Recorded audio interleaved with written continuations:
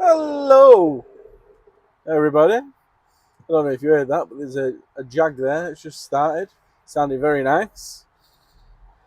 Anyway, um, so there's been a lot of speculation recently and a lot of hearsay on stuff like Facebook, Big Beardy Discord, some forums and stuff about the CX. And I decided there was a couple of points that I wanted to know more about. So who better to ask than the CX? So I emailed him. I sent him a ticket with my questions on, and they said they'd reply within 2 hours. I didn't get a reply within 2 hours, so I thought, oh, they're gonna ignore me, but they didn't. 5 hours later, they replied. So I'd like to say thank you to Laura, who is the customer service and dispute specialist at the Transport Exchange Group, for replying to me. So I asked 5 questions, and I got some answers, and one or two of them are interesting. So I thought I'd share them with you. So question number one. Will we as drivers or companies ever have to pay for it to be trusted verified? Now this has come up on Big Beardy's Discord a few times. I've seen it on Facebook a few times. People reckon next year, after obviously Trusted's been going for a little while and everyone's on it, they're going to start charging us for Trusted. Now, if you don't know what Trusted is and you are on the CX, you probably know what Trusted is. Trusted is their verification platform. They used to just do it on the CX. For some reason now they've decided to do it through Trusted, which is owned by the owner of the CX. So, yeah, no idea. Anyway, we got a response. No, so the answer is there is no current plans for the foreseeable future to charge our members for Trusted. So that answers that question. For the foreseeable future, they're not going to charge us. But 5 years down the line, they might change their mind. You never know. Right. Question number 2.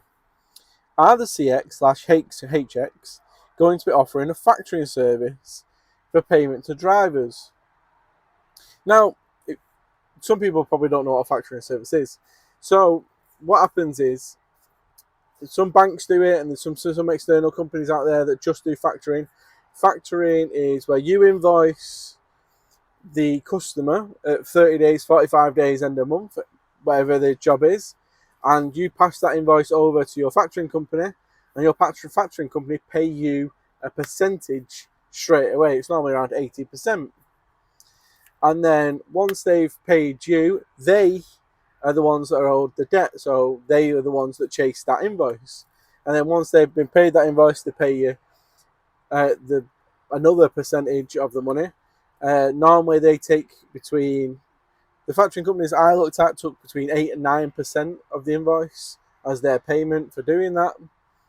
But you get paid straight away or within like a week instead of waiting 30 days end of month, 45 days end of month, something like that.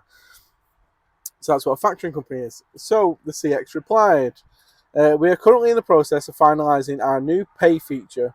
At this stage, this is not finalised, and therefore we cannot provide any more details on the terms and conditions of this. Once we start to roll it out, our members will be given further information. Now that's fair, but that does say that they are implementing that. Well, don't say that they're implementing a pay feature, which will probably be a factoring feature. So everything will stay the same, but you'll end up. I doubt you're going to have to enroll straight away or enroll at all. I feel like it's going to be your choice. If it's not your choice, then a lot of people are going to be unhappy with it. But what will happen then is you will invoice the customer, whoever it is, and you will get paid then off the CX after however many days, a certain percentage, like a factoring company, and they'll chase the shipper, which means that if you do that, then there's no more late payments off shippers because the CX will be chasing the late payments, which is a good point. But they will take a percentage, I reckon. Anyway, they're not going to do it for free, are they? They're not going to factor your money for free when other companies do it for a percentage. So I'm assuming they're going to take a percentage. If they take a percentage, then you've got to look at what percent they're taking. Because obviously then you'll be paying even more to the courier exchange. And nobody wants to do that at the minute. So yeah, and obviously, if you're like myself and there's jobs I sub out, if I factored them, then I wouldn't make any money off them. I'd make pennies rather than pounds. So that would be pretty pointless for me. So, number 3. So, question number 3 was a question that I wanted to know, because I see a lot of Facebook posts and Instagram posts where they're saying there's 5,000 to 6,000 loads every month that aren't sold, and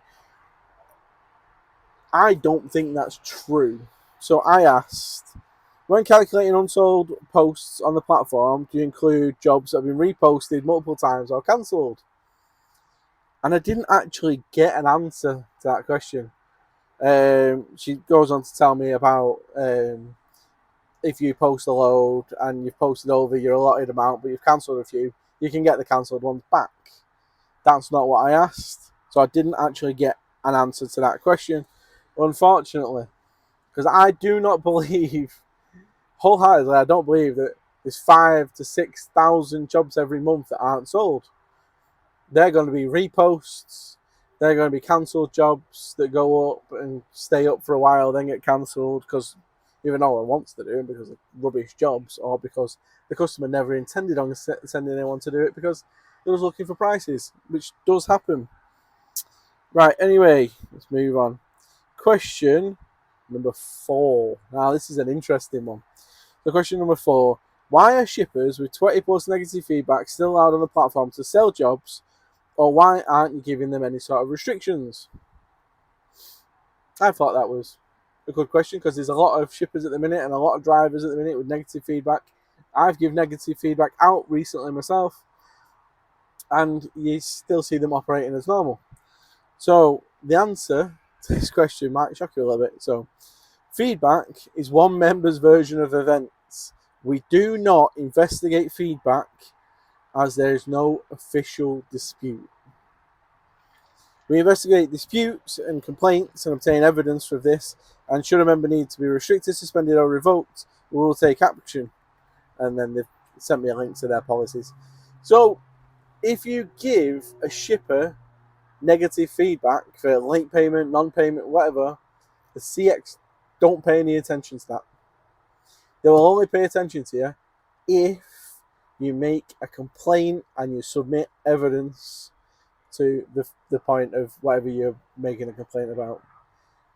So when you see people with 20 odd, 30 odd negative feedback, if they've not had any, if them people are just giving, like myself, I gave negative feedback to about the driver the other day to warn other people, obviously, but I didn't complain to the CX about him.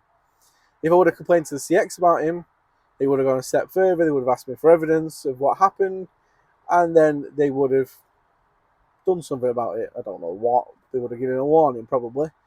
But when we're giving shippers bad feedback for late payment, the CX don't care unless you're making an official complaint, and then they'll actually look into it, and the shipper will probably get a slap on the wrist if it's the first offence, and then so forth until they are removed eventually for non-payment.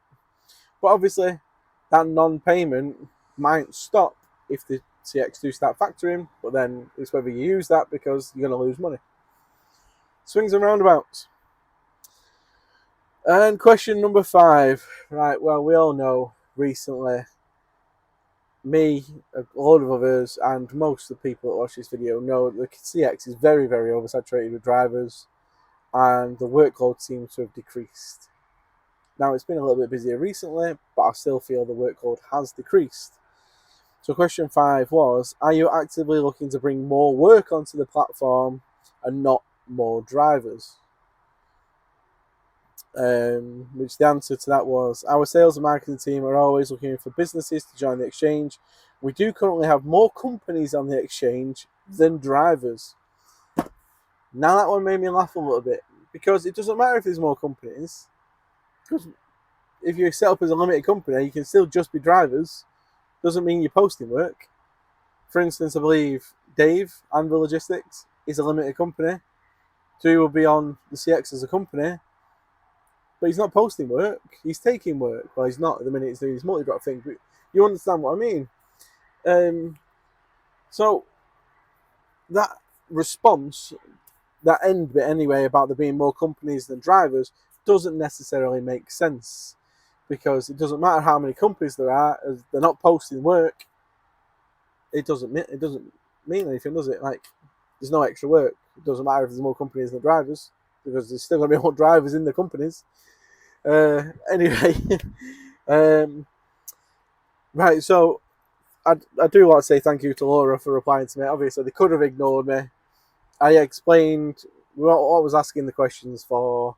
I explained it's from my YouTube channel, and they did reply. So I didn't ask for any money, or to put 200 more drivers on. Pete, what are you doing? No, I didn't ask for that. I just asked for some answers to my questions. And they've also said if I have any more questions, they will answer them again. So if you've got any questions for the Courier Exchange, which you think will be handy to know, or they'll actually answer, because obviously if you're going to ask them questions which like the factoring question, to be frank, like, they're not going to answer that, because they're going to give you a vague answer, but if it's not already in play, they're not going to answer it properly. So there's going to be stuff like that. But if you do have any questions for the Courier Exchange that you want me to ask them, please leave them in the comments. I'll go through them. I'll get another list of questions and I will ask them again. And hopefully we can figure out what's going on. Right. Thank you all for watching. Please do like and subscribe. And I'll catch you on the next one.